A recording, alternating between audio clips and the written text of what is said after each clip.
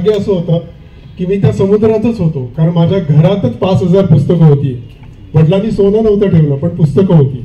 बाबांपासून प्रेरणा घेऊन ज्यांनी स्वतःचे एक साहित्य विश्व निर्माण केले ते हे श्री राजेंद्र खेर.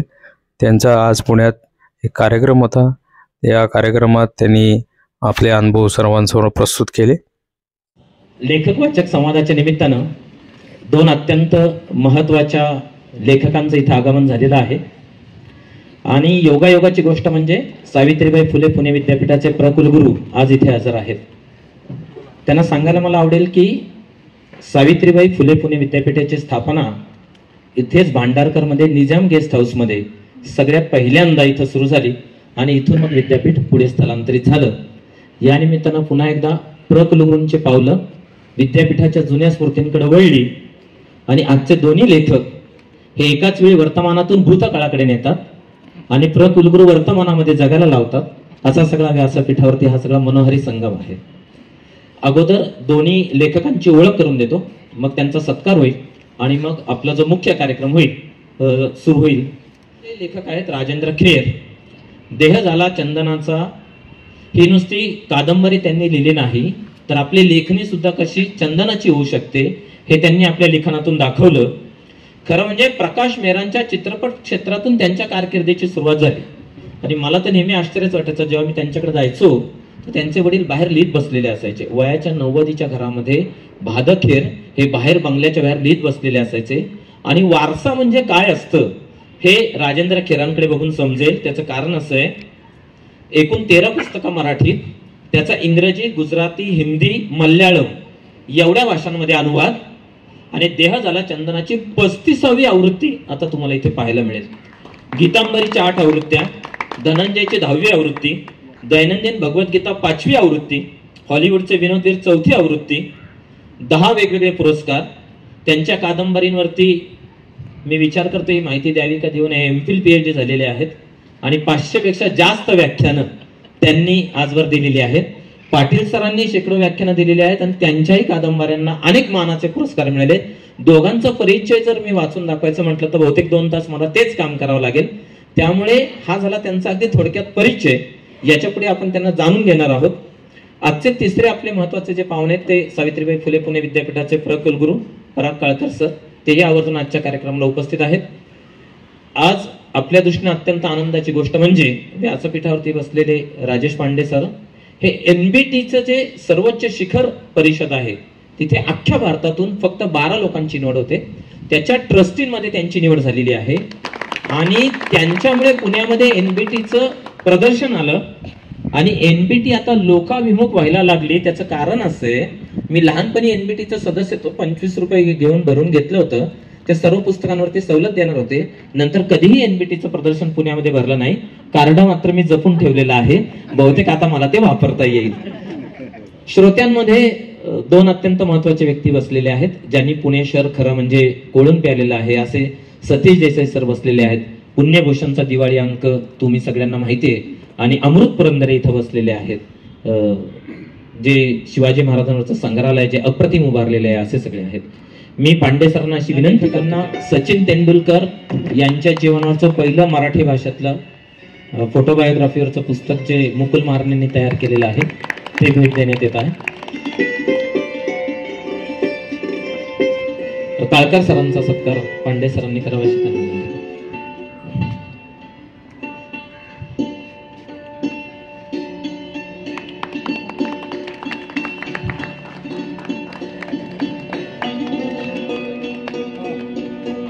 आता मारण्यांच्या असते पांडे सरांचा.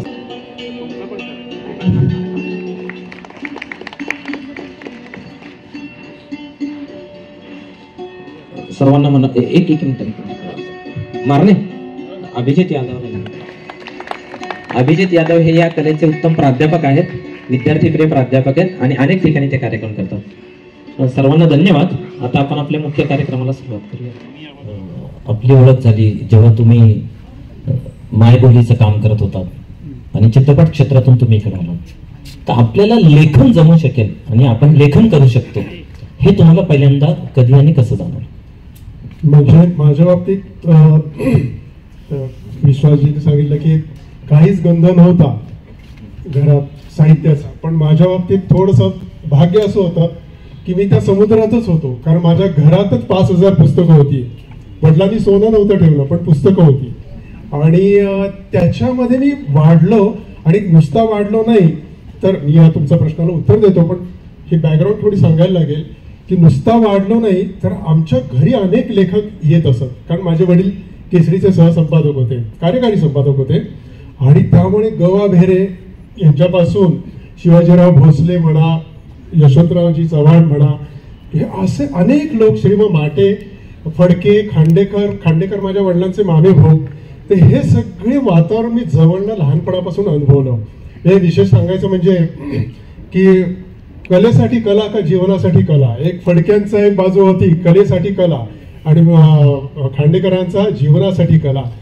पण या सगळ्या वातावरणातून जेव्हा तुम्ही आता म्हणताय तेव्हा मी लेखक बनायचं ठरवलं, तेव्हा मला एक लक्षात आलं की कलेसाठी कला आहेच आहे, जीवनासाठी कला आहेच आहे, पण कला ही मानव्यासाठी असली पाहिजे. आणि त्यावेळेपासून मी या साहित्याकडे अशा तऱ्हेने वळलो. आपण बोललात मायबोली चॅनलवर आमचे, मी ज्यांच्या हाताखाली दिग्दर्शनात प्रकाश मेहरांच्या याच्यात होतो, प्रकाश मेहरा आपल्याला माहित असतील, जंजीर, लावारिस वगैरे, या मुंबईला मी होतो ते दिग्दर्शक आज इथे आलेले आहेत, प्रदीप दीक्षित म्हणून, त्यांच्या हाताखाली मी उमेदवारी सुरू केली होती. आणि त्यानंतर मायबोली चॅनलमध्ये 2 वर्ष मी दिग्दर्शक म्हणून काम केलं. प्रदीपजींना माहिती आहे की असंख्य स्क्रिप्ट मी लिहिली, म्हणजे टीव्हीसाठी असंख्य स्क्रिप्ट, अनेक मालिका, त्याचे गट्टे एवढे घरी पडलेले.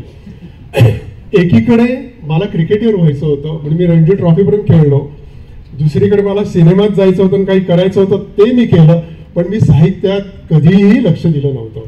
पण माझं वाचन मात्र आमच्या घरात 5,000 पुस्तकं असल्यामुळे इकडे तत्वज्ञानाच्या ग्रंथांपासून, ऐतिहासिक ग्रंथांपासून, Marx, Freud, Lenin, Whitehead इथपर्यंत आमच्या घरात सगळं होतं आणि बहुतांशी मी ते वाचलेलं होतं. पण ही बॅकग्राऊंड असताना जेव्हा मला नाईलाजाने यावं लागल्या एका आजारपणामुळे, तर त्याचं मी हसरे दुःख ही कादंबरी जी आहे आज बेस्टसेलर आहे खूप, याच्यामध्ये आपल्याला माहिती राजहंसनी काढली, तर त्याचं प्राथमिक लिखाण मी केलं होतं. आणि त्यामुळे मी या क्षेत्रात आलो. आणि चॅपलिनचं एक दुःख होतं की त्याला नेपोलियनवर चित्रपट करायचा होता, आणि म्हणून मी ते म्हटलं आपण काहीतरी करावं. मी नेपोलियनवर दुसरी कादंबरी लिहिली, ती मला वाटतं आता 15वी आवृत्ती वगैरे असेल. तर अशा या ह्याच्यातून मी साहित्याकडे आलो. पण हा जो मुद्दा आहे की माझ्या साहित्याला आणि विचारधारेला वळण केव्हा मिळालं, तर देह झाला चंद्राचा लिहिताना, आणि ही गीतांबरी कादंबरी सुरू केली तेव्हा माझ्या याला दिशा कळली, काय लिहायचं कळलं, आणि मानव्यासाठी काय केलं पाहिजे आपण ऍज अ साहित्यिक, त्याचं मला भान आहे. मी खेर सरांकडे येतो. मी गीतांबरी जेव्हा वाचत होतो तेव्हा काही योगायोगाच्या गोष्टी माझ्या लक्षात आल्या, आणि कसं 2 संस्कृतींमध्ये साम्य आढळतात, तर त्याच्यावर मला तुमच्याकडून जरा प्रकाश टाकून हवा.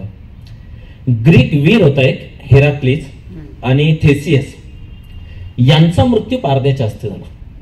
आणि ट्रोजन युद्धातला एक ग्रीक वीर पुरुष होता ॲकिलीज नावाचा, तो अजिंक्य होता, पण त्याची टाच कमजोर होती आणि त्याच्या शत्रूंनी त्याच्या टाचेवरती बाण मारून त्याचा वध केला. महाभारतामध्ये दुर्योधनाचं शरीर ते अजरामर झाले, तर कोणी मारू शकत नव्हतं, अजिंक्य होता, परंतु त्याच्या मांडीवरती भीमाने वार केला, श्रीकृष्णाच्या अंगठ्यावरती बाण मारला. आता हे ग्रीकांमधली कथा, ट्रोजन मधली कथा, आणि याच वेळेला महाभारतामध्ये आपल्याला हे जे पाहायला मिळतं, तर हे जे सगळं साम्य दिसत असतं, हे एकाच वेळी हे कसं दिसतं. म्हणजे आमच्याकडे आता आम्ही इंडियन नॉलेज सिस्टीम मध्ये IKS आमच्याकडे विचारायचे, सगळी पुणे विद्यापीठाची मंडळी बसलेत बरं का, सगळे विद्यापीठाची आज दुसरी सभाच इथे भरली. तर IKS मध्ये आम्ही सांगताना असं सांगतो की पंचतंत्र इथून जगभर गेलं, आणि जगाला भारतीयांनी शिकवलं पहिल्यांदा प्राणी बोलतात. तर तुमची गीतांबरी वाचत असताना मी ते शोधत होतो की ग्रीक ट्रोजन मध्ये आणि आपल्यामध्ये हे जे साम्य आहे, तर ह्याची संगती तुम्ही अभ्यासक म्हणून कशी लावत असता. मी आता राम लिहितोय की माझा पहिला भाग आता प्रकाशित होईल, त्याचा जेव्हा मी अभ्यास करत होतो, किंवा माझी उदयन नावाची कादंबरी आहे ती इंग्लिशमध्ये पण आली, त्याच्यामध्ये तो जो ट्रोजनचा तुम्ही उल्लेख केला, त्याच्या आधी 550 वर्ष ही उदयनची कथा आहे. म्हणजे घोड्यावरनं त्याची ट्रोजन कथा आहे, ही घोड्याच्या ह्याच्यातनं सैन्य बसलेलं असतं, तीच कथा तशीच ही त्याच्या आधी 550 वर्ष उदयनच्या बाबतीत घडली आहे. म्हणजे उदयन वासवदत्त आपण त्याची कथानक ऐकलं असेल. तर हे जे साम्य आहे, इव्हन रामायणात साम्य मिळत आहे, तुम्ही नाईल नदीच्या काठी एक पुतळा होता मोठा, तो अर्धा कापला आणि त्यांनी त्या डोंगरावर नेऊन पुन्हा स्थापित केला, कारण तो काहीतरी तो मध्ये येत होता. तर तो एक अखंड पुतळा नेणं सुद्धा अशक्य होतं, तर तो 2-3 ठिकाणी कापावा लागला. तो पुतळा कोणाचा होता? त्याचं नाव रामसेज आणि त्याच्या वडिलांचं नाव दशरथ. त्यामुळे तुम्ही जे हे लिंक सांगताय या जगात कुठपर्यंत पसरले आहेत. तुम्ही रामायणामध्ये किष्किंधा कांडामध्ये मला वाटतं 40वा अध्याय असावा, त्याच्यामधले 4-5 श्लोक पुढचे, त्याच्यामध्ये जे सुग्रीवानी वर्णन केलेलं आहे रामायणाच्या सीतेच्या शोधाच्या संदर्भात, की तू कुठे कुठे शोध घे, याच्यामध्ये 42वा का 53वा काहीतरी श्लोक आहे, मला एवढा आठवत नाही आता. त्याच्यात तो म्हणतो की तू या पूर्वेच्या भागातून, जिथे पहिला बली होता, बलीला अतिपूर्वेकडे पाठवलेला होता, तिथून तो समुद्रामार्गे मागून गेला आणि ज्या वेळेस तिथे मागे गेला तर ते जे पर्वत लागतात, पॅसिफिक ओलांडल्यावर जे पर्वत लागतात ते आज दक्षिण अमेरिकेत आहे. आणि त्या पर्वतावर काय आहे हे सुग्रीवानी सांगितलंय. आजपासून म्हणजे आज ओकांनी असं म्हटलंय त्यांनी, तर त्याचं सगळे खूपच हे अभ्यास केलाय की आजपासून 10,200 वर्षापूर्वी रामायण घडलं. म्हणजे आपण म्हणू 10,000 वर्षांपूर्वी सुग्रीव सांगतो की तिथे तू सीतेचा शोध घे अनेक ठिकाणांपैकी. तुमचा जो हे आहे की हे किती विस्तारित होतं आणि हे कुठून कुठे गेलं होतं, मला वाटतं या भारत भूमीतूनच गेलं होतं. तिथे ते असं सांगतो सुग्रीव की तिथे उंच असा त्रिशूळ कोरलेला आहे, त्याच्यात सोन्याने भरलेला आहे आणि 1-1.5 फूट तो आत कोरलेला आहे आणि ते सगळं सोनं भरलेलं आहे आणि तो 800 फूट उंचीचा आहे आणि त्याच्या खाली अमुक आहे आणि सुग्रीवानी खूप वर्णन केलेलं आहे. तो त्रिशूळ तुम्हाला आजही अँडीज पर्वतांच्या रांगामध्ये बघायला मिळतो. त्यामुळे हे रामायणाचं आपण जे समजतोय की ते एवढंच होतं आणि इथेच घडलं गेलं किंवा वानर होते आणि ते आपण जे काही चित्रपटात वगैरे आपण दाखवतो इतकं ते नव्हतं. ते खूप विशाल काहीतरी घडून गेलं होतं आणि त्याला डॅनिकननी म्हटलेलं आहे की तुम्हाला तुमचा भविष्यकाळ जितका उज्ज्वल वाटतो त्याच्या कितीतरी पटीने तुमचा भूतकाळ होऊन गेलाय, याच्यावर आधी तुम्ही या, अभ्यासक्रम आधी इथे येऊ दे, मग तुम्हाला रामायण आणि महाभारत कळेल. इव्हन मी तुम्हाला जाता सांगतो की माझी धनंजय कादंबरी आहे, अर्जुनाने निवात कवच दानवांचा निपात केला, ती जी वर्णन आहेत ना त्यांनी एक सॅटेलाइट उडवून दिला आकाशातला, ही जी वर्णनं थक्क करणारी वर्णन आहेत आणि ही व्यासांनी किंवा वाल्मिकींनी रामायणात स्पष्ट शब्दात लिहिलेली आहेत. पण आपण ते कथांमध्ये गुंतवल्यामुळे आजपर्यंत ते काही आपल्यापर्यंत आलं नाही. आणि आता विश्वासजी म्हणाले त्याप्रमाणे की तुम्हाला पुस्तकच हाती घ्यावं लागेल तरच तुम्हाला ही सगळी माहिती कळेल आणि आपल्याला काहीतरी त्यातनं खूपच ज्ञान होऊ शकेल. वा, खेर सरांना प्रश्न विचारतो, कारण आता तुम्हाला 2 प्रश्न विचार. खेर सर सिंहगड रोडला राहतात. तुम्ही देह झाला चंदनाच्या मध्ये स्वाध्यायाची एक व्याख्या केलेली आहे. अलीकडे मुलं खूप 10 तास 12 तास रील्स बघत असतात, मोबाईलमध्ये गुंतलेली आहेत. तुम्ही स्वाध्यायाची व्याख्या अशी केली आहे की स्वतःमध्ये परिवर्तन घडवून आणण्याची प्रक्रिया सतत चालू असतेच, त्याचाच अभ्यास करायचा असतो, तोच स्वाध्याय. मी तुमच्या घरातल्या 2 पिढ्या पाहिल्या. तुमचे वडील मी कायम अभ्यासात पाहिले, मी तुम्हालाही अभ्यासात पाहतो आणि तुमच्या लेखनामध्ये तो अभ्यास दिसतो. ही अभ्यासाची सवय आमचे विद्यार्थी समोर बसलेत, तर तुम्ही जरा असं सांगा की तुम्ही स्वतःमध्ये ती कशी मुरवलीत. एक तर कर्मनिष्ठा, म्हणजे गीता जेव्हा गीतांबरी लिहिली मी पहिल्यांदी, तर आपलं जे कर्म आहे त्याच्यावर प्रचंड निष्ठा पाहिजे आणि त्याच्यात सातत्य ठेवणं. आणि हे सातत्य मी माझ्या वडिलांकडनं खूप शिकलो, कारण जेव्हा ते शेवटच्या क्षणी, ते माझे वडील 96व्या वर्षी गेले आणि 90व्या वर्षी त्यांनी ते सातत्य, तुम्ही म्हणता त्याप्रमाणे अक्षरशः घराच्या बाहेर जी ओसरी आहे आमची, अजूनही ओसरी आहे, तिथे त्यांचं अक्षरशः डोळे असे त्या कागदाला लागायचे आणि ते लिहायचे. आणि त्या अवस्थेत त्यांनी गंधर्व गाथा लिहिली, ज्याची आता मला वाटतं 5वी 7वी आवृत्ती आली आणि तो सिनेमा आला बालगंधर्व. तर ते मी एडिट करताना त्यातला एकही शब्द बदलला नाही आणि त्यांच्या ओळी अशा जायच्या आणि त्या बाउंड्रीज कळाव्यात, त्यामुळे मी एक काळी फाईल दिली होती त्यांना आणि वर पांढरा कागद ठेवलेला असे. आणि लोक आता रस्त्यातून बघायचे आणि ते नमस्कार करायचे की काय निष्ठा आहे कर्मावर. आणि ती जी निष्ठा आहे ती नॅचरली माझ्यामध्ये आली. आणि माझं वडील एक गमतीने म्हणायचे की मी एकदा बकोट धरलं ना की सोडत नाही कधी. तसं माझ्यामध्ये आलं. एकदा तो विषय पकडला ना, जसं विश्वाजींनी सांगितलं की 5-5, 6-6 वर्ष एक विषय मी लिहितोय, तसंच देह झाला चंदनाचं मी जवळपास 3.5-4 वर्ष रोज 10 तास लिहित होतो. आणि याच्यात रविवार सुद्धा मी घेतला नाही कधी, म्हणजे सुट्टी घेतली नाही. म्हणजे तुम्हाला विशेष गंमत सांगायची म्हणजे मी गेली 30 वर्ष लिहितोय, त्यातली 2 वर्ष मी मध्ये गॅप गेली, पण 28 वर्ष मी 28 वर्षातला रविवार पण कधी सोडला नाही. आणि 28 वर्षात मी गंमत म्हणून ट्रिप किंवा बाहेर कुठे सहल म्हणा किंवा गावाला म्हणा असं गेलो असेल तर तो फक्त 1 महिना गेलो असेल. तर 28 वर्ष मी फक्त आणि फक्त 10 तास रोज लिहितो. तर ही जी काय निष्ठा आली आणि मला कळले नाही. एक काळ मी सिनेमा इंडस्ट्रीमध्ये होतो, केस बीस छान होते माझे, अमिताभ सारखे होते, ते कधी गेले या 28 वर्षात. आता आरशात बघितलं की कळते गेले कधी. इतकं ते लेखन माझं झालं. तर ही जी स्वाध्यायाची निष्ठा ही मला नंतर मिळाली, पण वडिलांकडून ही कर्मनिष्ठा पहिली मिळाली. आणि स्वाध्यायामध्ये जेव्हा पूजनीय पांडुरंग शास्त्री आठवले यांच्या बरोबर मी 3.25 वर्ष बसलो, तेव्हा जे तरुण आणि त्यांची जी काय कार्यावरची निष्ठा आणि ते जे काय काम करतात त्यांची जी कमिटमेंट आहे, तर त्यांनी मी स्वतः थक्क झालो. आणि आश्चर्य वाटेल की ज्याला काही म्हणजे उद्याचं काय करायचं ही पंचायत आहे, पण त्याची निष्ठा असते की आज माझं देवाचं काम आहे, आम्हाला ह्या गावात जायचंय, त्याला भक्ती फेरी म्हणतात, भावफेरी म्हणतात. तर तो उठून जाणार, उद्याचं उद्या बघायचं. म्हणजे उद्या मी तर काही झोपड्यांमध्ये, मी कच्छपर्यंत अक्षरशः झोपडीमध्ये मी गेलो. तर एकदा मी त्या वापीच्या इथे त्या कोळ्यांमध्ये गेलो होतो. निष्ठेवर मी सांगतो की कशी निष्ठा ती आपल्याकडे पण ती परावर्तित होत असते. एका ठिकाणी मी गेलो आणि तिथे त्यांचं वृक्ष मंदिराचं काम चाललं होतं. म्हणजे जे स्वाध्यायी की तुमचा एक गट आहे, तिथे आज तुम्ही येऊन खणायचं, दुसरा गट येणार तिथे झाड लावणार, स्वाध्यायी तरुण. तर एकाने मला सांगितलं की हा तरुण आहे ना म्हणे, त्याला बोलावलं समोर आणि म्हणाले, ओळख करून दिली. तर म्हणाले काल ह्याचे, आणि तो गेला बाजूला, त्यामुळे काल इथे वादळ आलं आणि त्या वादळामध्ये याच्या घरचे 5 लोक मृत्यू पावले. पण आज आजची त्याची कमिटमेंट होती की त्यांनी आज येऊन पूजा करायची, झाड लावायचं, जे काय करायचं त्याचं, तर तो आज आलेला आहे. ही जी कमिटमेंट आहे, तर म्हटलं मी घरी छान पंख्याखाली बसून मी लिहू नाही का शकत. हे अशी आपल्याला इन्स्पिरेशन. म्हणून आपल्याला जो सत्संग आवश्यक असतो ना, तो यासाठी आवश्यक असतो की आपल्याला ती प्रेरणा मिळते. फॉर्च्युनेटली माझ्या घरातनं पहिली प्रेरणा मिळाली.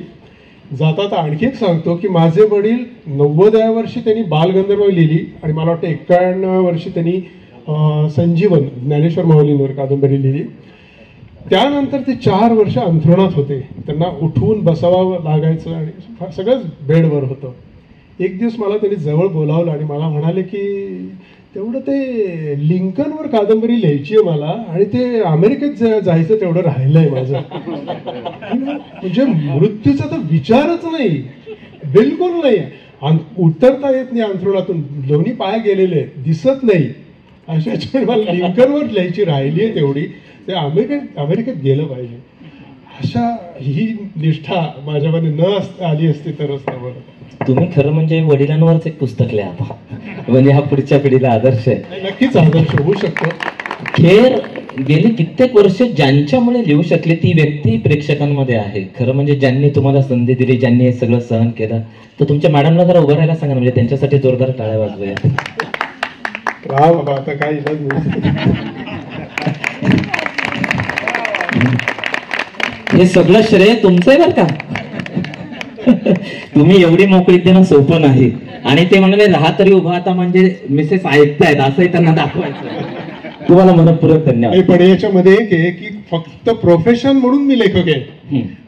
लेखन माझा दुसरा व्यवसाय नाही, माझं पूर्ण प्रोफेशन. आणि लेखकाच्या घरी काय असतं हे ते तिन्ही जे सांभाळलंय ते खरंच एका लेखकाच्या मागे कौतुक करतो. नंतर मी लेखक ते प्रकाशक या प्रवासापर्यंत येणारच आहे. नाटक चालू असताना ही गेली, मुलगी गेली, तेव्हा ते नाटक ते पुढे चालूच ठेवलं त्यांनी. काय या निष्ठा असू शकतात. खेरांकडे येऊया. गीतांजली वाचत असताना 3 भारतीय स्वातंत्र्य कालखंडातले 3 दृष्टिकोन आपल्याला गीतेकडे बघण्याचा मार्ग देतात. एक लोकमान्य टिळकांचं आहे, एक महात्मा गांधीजींचं आहे आणि अरविंद घोषांचं आहे.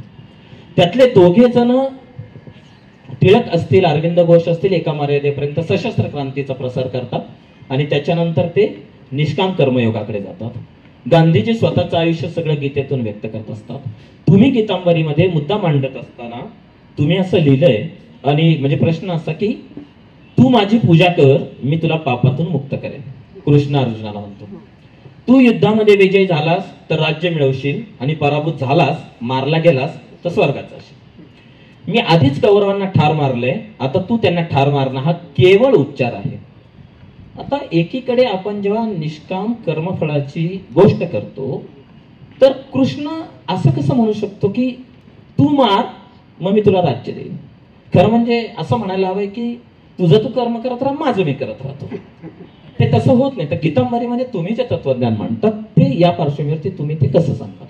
ऍक्च्युली गीतेतच बोललेत भगवान कृष्ण, जे मी कादंबरीत ते मांडली फिलॉसॉफी, पण ते हे सगळं गीतेमध्येच त्यांनी म्हटलेलं आहे.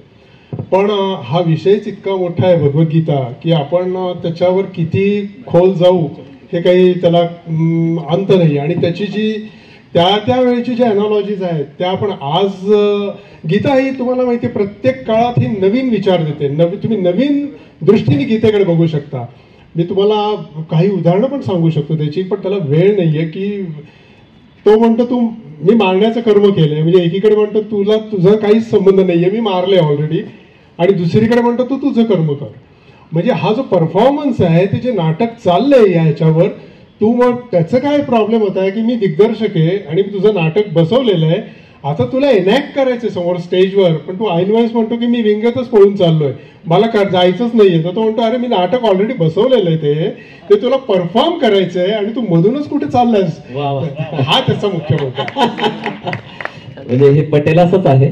आणि तुम्ही म्हणता तसं वेळेचा काही प्रश्न नाही बरं का, आपल्याला 8 वाजेपर्यंत किल्ला लढवायचा. याच्यामध्ये म्हणजे मला सांगायचं म्हणजे की तुम्ही गीता जसं आता आपण म्हणलं टिळकांच्या काळात, गांधींच्या काळात ही ऍक्शनला म्हणजे त्यावेळी ऍक्शनला रिॲक्शन होती खूप वेळा. एक्झॅक्ट शठम प्रति शाठ्यम हा ऍक्शनला रिॲक्शन होती. पण आज काही तुम्हाला ऍक्शनला रिॲक्शन द्यायची गरज नाहीये. गीता ही जितकी सामाजिक आहे तितकीच कौटुंबिक आहे, तितकीच तुमची व्यक्तिगत आहे. मी आज काय लढा द्यायचा आहे, आज समाजाने काय लढा द्यायचा आहे, आज कुटुंबाने काय द्यायचं, या प्रत्येक पायरीवरती तुम्हाला मार्गदर्शन करते. त्यामुळे त्या कॉन्टेक्स्टमध्ये आपण गीतेचा अर्थ हे बघायला पाहिजे. आणि गीता हा विषय असा आहे की त्याच्यावर किती बोलता येईल. तुम्ही कॉन्टेक्स्टचा विषय काढला तर इसवी सन पूर्व 140 मध्ये ग्रीक राजदूत हेलिओडस कृष्णाच्या देवत्वाचा उल्लेख करतो. म्हणजे जसं छत्रपती शिवाजी महाराजांच्या देवत्वाचा उल्लेख परकीय प्रवाशांनी केलेला आहे, तसा इसवी सन पूर्व 140 वर्ष अगोदर. आणि सिकंदर बरोबर आलेले ग्रीक इतिहासकार सुद्धा श्रीकृष्णांचा उल्लेख भारताचे हिरॅक्लिस असा करतात. खरं म्हणजे मगाशी तुम्ही म्हणालात तसं तो सगळा योगायोगाचाच भाग असतो. आता मला पांडे सरांनी अशी सूचना केली, खरं म्हणजे मी खूप गृहपाठ करून खूप प्रश्न काढून आलोय, तर ते मला असं म्हणाले की श्रोत्यांमध्ये जर कोणाला काही प्रश्न असतील तर ते जरा तुम्ही घ्या. आणि खऱ्या प्राध्यापकाचं एक लक्षण असतं की टोल पडेपर्यंत येऊया. लेखक ते प्रकाशक असा प्रवास फारसा कधी मराठीमध्ये आपल्याला दिसत नाही. त्याचं एक साधं कारण असं असतं, प्रकाशकाच्या घरावर सोन्याचे कौलं असतात, लेखकाच्या घरावर मातीचे कौलं. ह्या वाक्याला तुम्ही दोघं अपवाद आहात आणि मारणे माझं वाक्य ऐकताय. तर तुम्ही लेखक ते प्रकाशक हा प्रवास कसा काय सांगते? मला ते माझी ती अँबिशन पण नव्हती, पण लिहिल्यानंतर मला असं जाणवलं की जी येणारी रॉयल्टी तो एक एकंदर हिशोब करता, मग असं वाटायला लागलं की आपणच का नाही करावं. मग त्यावेळेस काही अशी हे झालं की आपण देह झाला चंदनाचा आपण प्रकाशित करावं. आणि त्याचे नक्कीच सगळे जे पुढचे व्यावहारिक गोष्टी आहेत त्या किती प्रति खपतात, कसं खपतात, डिस्ट्रीब्युटर्स कसे असतात, हे सगळं आम्हाला कळत गेलं. आणि त्यामुळे आम्ही आमची विहंग प्रकाशन संस्था हळूहळू उभी केली. पण त्यातलं एक नक्कीच म्हणजे लेखकासाठी तो फायदेशीर गोष्ट आहे.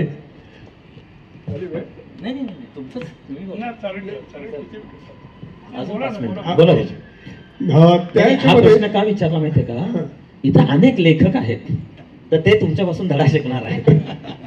पण आता थोडी पूर्वी खूप अवघड होतं, म्हणजे आम्हाला सुरू करूनही 28 वर्ष झाली, पण त्यावेळेस ती इन्व्हेस्टमेंट आणणं आणि हे सगळं करणं त्याच्यात खूपशा. मी बँकेकडे गेलो होतो, आमच्या खिशात काही नव्हतं. बँकेचे जी बँक इथे युनायटेड वेस्टर्न म्हणून होती आणि आमचं असं ठरलं की आपणच हे पुस्तक पब्लिश करावं, देह झाला चंदनाचा. ती जी बँकेची शाखा होती त्याचं उद्घाटन आमच्या वडिलांच्या हस्ते झालं होतं. म्हणून आम्ही अगदी कॉलर ताट करून गेलो त्या बँकेत आणि म्हणालो कर्ज पाहिजे जरा, असं असं आहे. ठीक आहे म्हणे, तुम्ही आता 2-3 गॅरेंटर आणा. माझे वडील म्हणाले मी गॅरेंटर कोणालाही करणार नाही, माझ्यावर विश्वास असेल तर द्या. पण मग तुम्ही एक काम करा ना, तुमचं घर नोंदवून द्या आम्हाला. तर ते सगळं करता करता म्हणले हे काय आपलं काम नाही. आणि आम्ही असं जरा निराश होऊन घरी आलो. तो फॉर्म अजूनही माझ्याकडे आहे बँकेचा.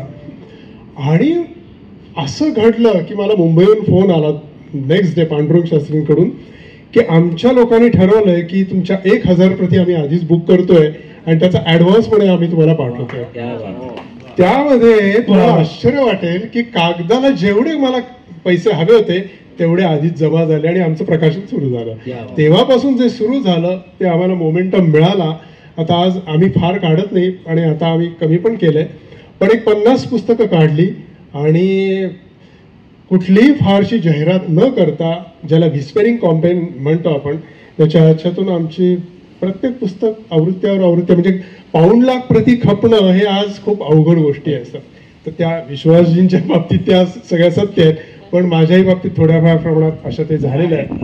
आणि तरुणांना सांगायचं म्हणजे त्यावेळेस खूप अवघड होतं प्रकाशन करणं आणि चालवणं.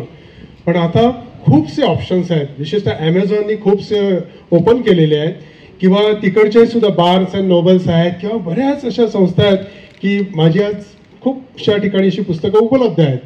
तर ते करू शकतो आणि दर महिना तुम्हाला काहीही न करता तुमच्या अकाउंटमध्ये रॉयल्टी येऊ शकते. असे खूप सोर्सेस हल्ली आहेत. POD पण सोर्स एक नवीन आलेला आहे. तर आपण ज्याचं कुठलंही पुस्तक एखादा प्रकाशक घेऊ शकत नाही, घेत नाही मी म्हणत नाही, कारण त्याच्याकडे पण 2-2 वर्ष एक वेटिंग असतं. तर अशा वेळेस हा ऑप्शन खूप चांगला आहे. आता तुम्ही जो प्रश्न विचारणार आहात तो शेवटचा प्रश्न असणार आहे, तर विचार. मी शेवटचाच प्रश्न विचारणार आहे आणि माझ्यासाठी राजू हा एक्सटेंडेड फॅमिली मेंबर आहे. माझं नाव प्रदीप दीक्षित. राजू, जी तुझ्या आठवणीत तू सांगितलं की बाबा, पुन्हा मी त्यांना बाबा म्हणतो, त्यांच्या बालगंधर्व सिनेमा झाला, या संदर्भात तुझी सुरुवात कधी होणार आहे? कारण की ह्याच्या प्रत्येक कादंबरीवर आणि प्रत्येक ह्याच्या, इनफॅक्ट मी त्याला प्रपोजल दिलं होतं की पांडुरंग शास्त्री आठवल्यावर आता सध्या बायोपिकचा जमाना आहे, एक फार चांगली फिल्म होऊ शकेल. आणि त्याला एक जो ऑप्शन जो मी स्वतः माझ्या संदर्भात सिद्ध केला आहे, that is crowd funded film. Crowd फंडेडच्या हे करून त्याच्यावर अतिशय चांगला चित्रपट, ही तुझ्यासाठी आणि सर आपल्यासाठी सुद्धा स्टँडिंग ऑफर आहे. एवढंच बोलायचं काय. खरं म्हणजे ज्या तालमीचे वस्ताद एवढे भारी आहेत, तर तुम्ही जरा मनावर घ्या आता. नाही, माझे बिंदू सर माझी एक फिलॉसॉफिकल फॅन्टसी आहे, ती इंग्लिशमध्ये पण आली. तर त्याच्यावर 2 जण अप्रोच झाले होते मला, पण एकंदर ते सगळं पाहता ते पुन्हा मागे गेलेले आहेत. बघू आता कधी काही असा योग आला तर करूया, निर्माता पण करूया. तुम्हाला काय बोलायचं? 8 वाजलेले आहेत. पुण्यामध्ये खूप कमी संस्था अशा आहेत की ज्यांचे कार्यक्रम वेळेत संपतात. पुण्यामध्ये हेरिटेज वॉक गेली 3 वर्ष कायम वेळेत सुरू झाला, कायम वेळेत संपला. तर मारणे इथे मागे आहेत आणि ते पडद्यामागचे प्रकाशक आहेत. तर त्यामुळे नेहमी त्यांचा आग्रह असा असतो की प्रत्येकाला तुम्ही न्याय द्या. आज तुम्ही दोघं इथे आलात आणि खरं म्हणजे तुम्ही दोघांनी ज्या विश्वामध्ये घेऊन गेलात, इथल्या सगळ्याचा विसर पडला. हे वडाचं झाड 50 वर्षापूर्वीचं हेरिटेजचं झाड आहे आणि सगळी ती जी सळसळ जाणवत होती ती त्यांच्या विचारांमध्ये दिसली. आणि काही वेळा मुठा नदीचं पाणी पिऊन आडमुठे झालेले काही लोक असतात, त्यांच्या डोक्यामध्ये प्रकाश पडण्यासाठी फर्ग्युसनच्या मैदानावरती NBTचं प्रकाशन भरवणं, ते यशस्वी करणं, हे शिवधनुष्य ज्या पांडे सरांनी उचललं, त्यांनी असं ठरवलं की हा कार्यक्रम वर्षभर करायचा आणि तो दर महिन्यातून शेवटच्या रविवारी होणार. आणि त्यासाठी पुणेकरांना वेगवेगळे लेखक दिसतो कसा, त्याचं कारण असं आहे, इथे आमच्या कॉलेजच्या विद्यार्थ्यांना मी आवर्जून अशासाठी बोलवलं होतं की एकदा लेखक दिसतो कसा जरा जवळून बघा आणि मग तुमच्या असं लक्षात येईल की काय श्रम केले पाहिजेत. आपल्याला वाटतं पुस्तक वाचायला खूप आनंद होतो, त्याच्या मागे लेखकाने स्वतःच्या हाडाची काढं केलेली असतात. त्यामुळे हे सगळं पाहिलं पाहिजे, हे अनुभवलं पाहिजे. आणि मग खरे हाडाचे शिक्षक हे दोघे आहेत आणि मग देसाई कॉलेजच्या म्हणतील की राऊत सर हे हाडं शिल्लक असलेले शिक्षक आहेत. तर त्यांना खरं काय सोनं आहे ते बघायला मिळालं पाहिजे, याचसाठी केला होता अट्टहास. पुन्हा भेटूयात पुढच्या महिन्यात शेवटच्या रविवारी. धन्यवाद.